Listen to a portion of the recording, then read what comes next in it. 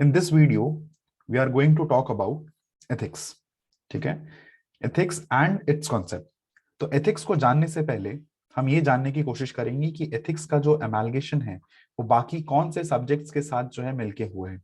ठीक है, तो अगर मैं बात करूं amalgamation of ethics की, तो इस सब्जेक्ट में, ठीक है, इस सब्जेक्ट में जो है हमें फिलॉसफी का कंपोनेंट जो है हमें देखने को मिलता है. ठीक है, दूसरी चीज जो है हमें यहाँ पे साइकोलॉजी का कंपोनेंट भी जो है आपको देखने को मिलेगा. दूसरी चीज अगर मैं बात करूं, यहाँ पे आप लोगों को पॉलिटिकल साइंस का भी कंपोनेंट आपको देखने को मिलेगा. देन मैं यहाँ पे अगर बात करूं पब्लिक एडमिनिस्ट्रेशन की, वो भी चीज आपको यहाँ पे देखने को मिलेगी. उसके बाद अगर मैं जीएस पर्सपेक्टिव से बात करूं तो यहाँ पे आपको गवर्नेंस का भी जो है एस्पेक्ट आपको देखने को मिलेगा. ठीक है, कहाँ पे देखने को मिलेगा? आपको केस स्टडीज में देखने को मिलेगा. तो इसका यूटिलाइजेशन कैसे होगा? फॉर एग्जाम्पल कोई भी आपका केस स्टडीज आता है, ठीक है, कोई भी केस स्टडीज आता है तो उसमें आपसे ये पूछा जाता है कि what are the measures that should be taken being as a district magistrate और सीनियर ब्यूरोक्रेट. किस तरीके से आप चीजों को हैंडल करोगे. ठीक है, तो जब तक आपको गवर्नेंस का नॉलेज नहीं होगा तब तक आप केस स्टडीज में जो है आप सॉल्यूशंस प्रोवाइड नहीं कर पाओगे. तो बहुत इंपॉर्टेंट पार्ट बन जाता है गवर्नेंस. ठीक है, एप्लीकेशन ओरिएंटेड सब्जेक्ट है जिसको आप में ये समझना है कि सरकार दूर बैठे भी जो है किस तरीके से पॉलिसी फ्रेमिंग करे एंड उसका यूटिलाइजेशन जो है ग्राउंड लेवल पे किस तरीके से उभर के आता है. अगर हम बात करें पेपर के मार्क्स की, तो ये आपका 250 मार्क्स का बनता है. ठीक है, इसमें आपके दो सेक्शंस होते हैं, section A and section B. जो सेक्शन ए होता है वो आपका थ्योरेटिकल होता है, it is based on theory.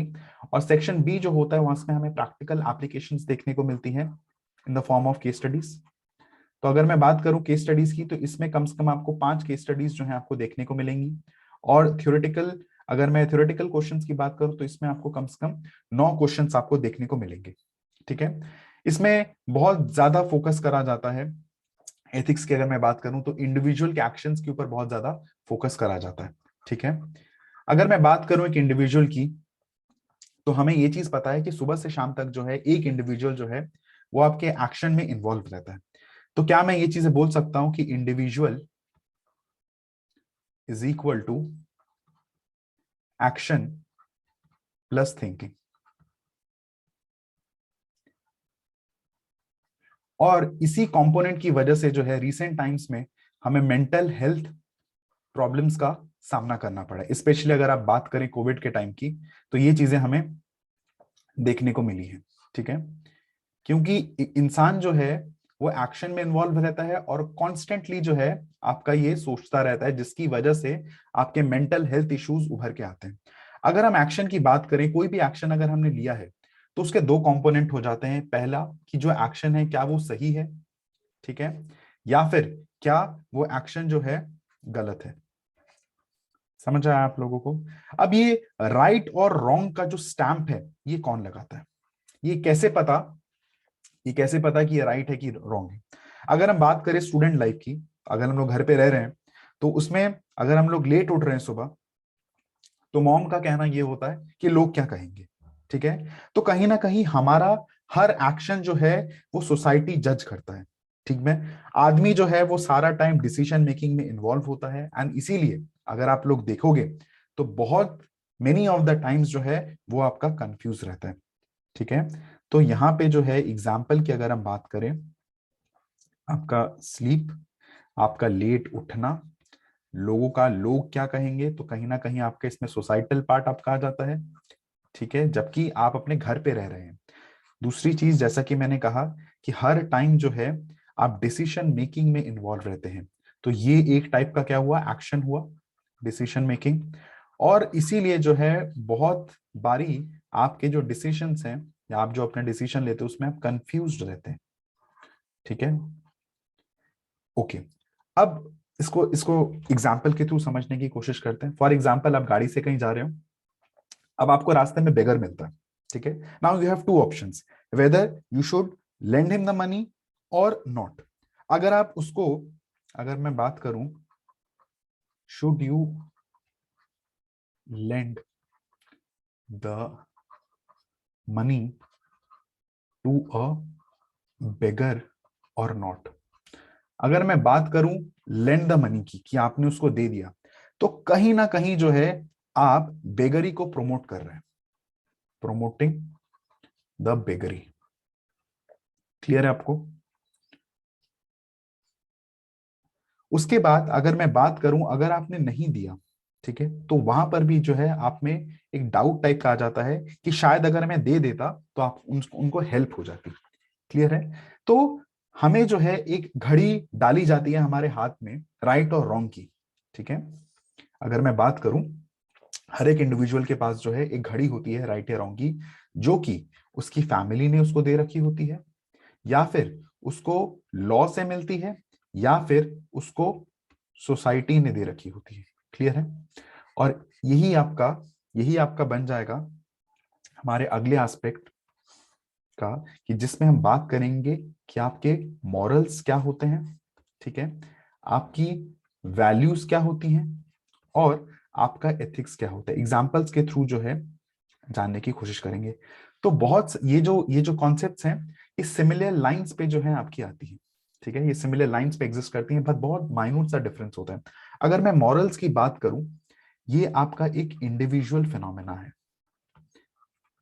Morals की अगर मैं बात करूं, ये आपका इंडिविजुअल फिनोमेना है, बाय विच एन इंडिविजुअल जजेस weather a particular thing is right और रॉन्ग। मॉरल्स जो होते हैं, they are not universal.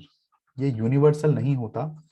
Universal इसलिए नहीं होता क्योंकि हर एक आदमी का सोचना, हर एक आदमी का एक्शन जो है वो डिफर करता है। क्लियर है आप लोगों को? उसके बाद अगर मैं बात करूंगा वैल्यूज की, वैल्यूज जो होती हैं, दीज आर सोसाइटल, कि सोसाइटी में लोग क्या कहेंगे।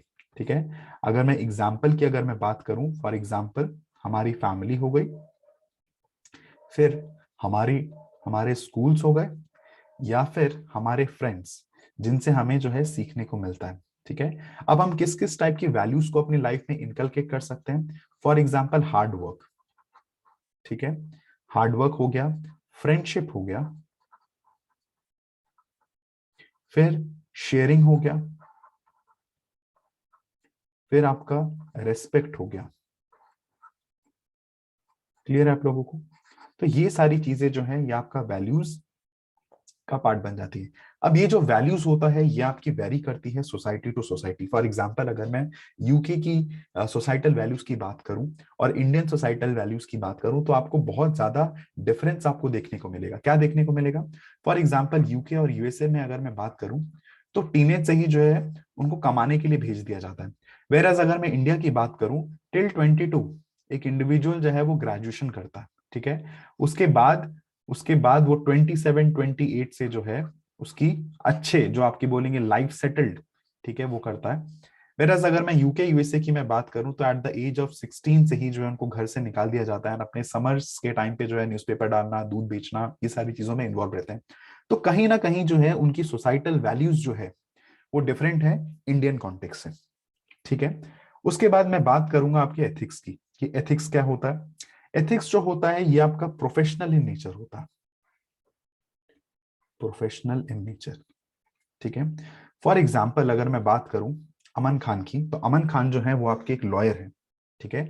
किसी ने फॉर एग्जाम्पल यहाँ पे लिख लेते हैं अमन खान, ये क्या है? आपके लॉयर हैं।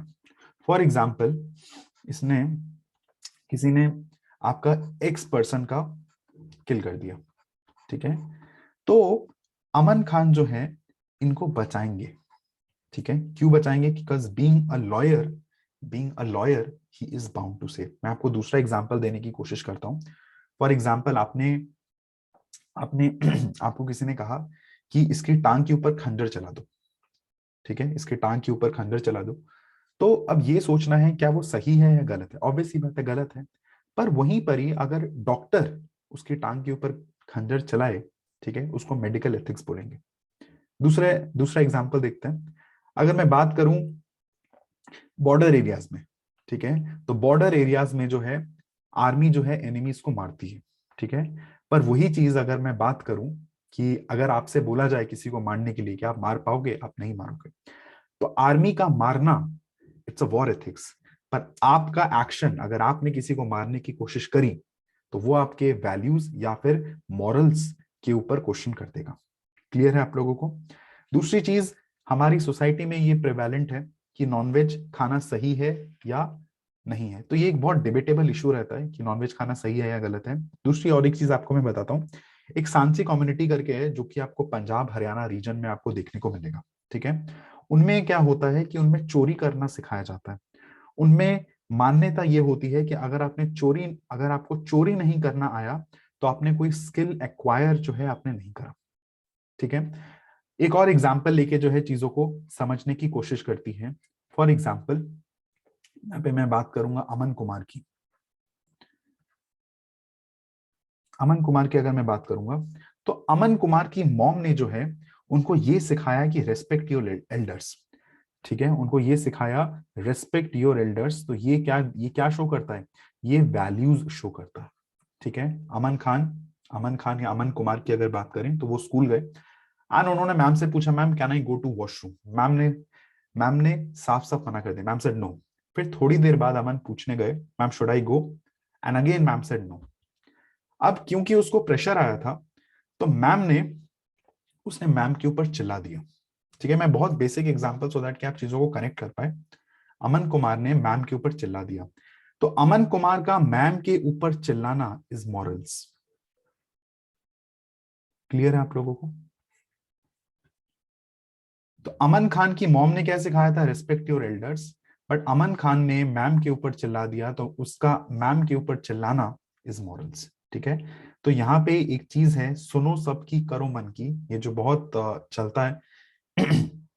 तो दिस इज, ये जो सुनो सबकी एंड करो मन की, दिस सुनो सबकी is basically your values and करो मन की इज योर मॉरल्स। क्लियर है? अब अगर मैं बात करूं, एक इंडिविजुअल जो होता है वो चार चीजों से घिरा हुआ होता है, ठीक है। सबसे पहला आता है आपका मॉरल्स, ठीक है, मेरी मर्जी, मेरे को जो मन है। उसके बाद वैल्यूज, मॉम क्या कहेंगे, डैड क्या कहेंगे, ठीक है। फिर अगर मैं बात करूं आपके एथिक्स की, तो एथिक्स आपका क्योंकि प्रोफेशनल नेचर होता है तो बॉस क्या कहेंगे, और लास्ट में आपका लॉ, सरकार क्या कहेगी। उसके बाद बोला ये जाता है मैन इज बॉर्न फ्री। तो ये जो है ये एब्सोल्युटली रॉन्ग स्टेटमेंट है कि इंसान के जन्म के बाद ही जो है उसके ऊपर ये ये इनटैंजिबल फोर्सेस या इनटैंजिबल कंपोनेंट्स जो है अप्लाई होना स्टार्ट हो जाता है। एग्जाम्पल्स लेके हम चीजों को समझने की कोशिश करेंगे। देखिए, फॉर एग्जाम्पल ऐसे बहुत सारे सिचुएशंस हो सकते हैं जिसमें कि जो काम है आप इलीगल काम करके भी अपने मॉरल्स को सेटिस्फाई करवा सकते हैं। सुनने में स्ट्रेंज लग रहा होगा, यस। फॉर एग्जाम्पल अगर मैं आपको देता हूं कि आप ट्रैफिक लाइट में गए एंड आपके सामने किसी ने किसी का कत्ल कर दिया, ठीक है। अब इस सिचुएशन में आप क्या करेंगे? अगर आपने ट्रैफिक लाइट को तोड़ा तो लॉ ब्रेक करोगे, और नहीं बचाया तो मॉरल्स या वैल्यूज जो हैं, आपकी जो मॉरल्स या वैल्यूज हैं वो आपका पीछा नहीं छोड़ेंगी, ठीक है। तो ट्रैफिक लॉ का तोड़ना, तो ये आपका इलीगल काम है, और नहीं बचाया तो कहीं ना कहीं आपके मॉरल्स और वैल्यूज को क्वेश्चन किया जा सकता है। क्लियर है? अब इसको और थोड़ा डेप्थ में जानेंगे हम अपने नेक्स्ट वीडियो में, जिसमें हम बात करेंगे आपकी दो काइंड्स ऑफ थ्योरी की, डिवाइन कमांड थ्योरी और नेचुरल लॉ थ्योरी। दूसरी चीज अगर मैं बात करूं, इस पेपर का जो नेचर है, इतने सारे कंपोनेंट्स अगर आप जोड़ रहे हैं तो यहाँ पे बच्चों को बहुत ज्यादा डर लगता है आपका एसे में, स्पेशली आपका फिलोसॉफिकल पार्ट में। तो अगर आपका एथिक्स वाला पोर्शन अगर आपका स्ट्रांग होगा तो बहुत बेटर तरीके से जो है आप अपने एसे को जो है, एसे के लिए फॉर्डर पॉइंट्स या एसे के लिए पॉइंट्स को जो है आप कलेक्ट कर पाएंगे। क्लियर है? बिकॉज उसमें आपसे यही पूछा जाता है कि आपके वैल्यूज, आपके मॉरल्स के ऊपर जो है आपको क्वेश्चंस पूछे जाते हैं, किस तरीके से आपका सोचना है, किस तरीके से सोसाइटी का सोचना है। तो जब तक आपको एथिक्स एज अ सब्जेक्ट की नॉलेज नहीं होगी तब तक जो है आप फिलोसफी वाले पोर्शंस को अटेम्प्ट आप नहीं कर पाएंगे। बाकी बात करते हैं अपने अगले वीडियो में। Thank you so much.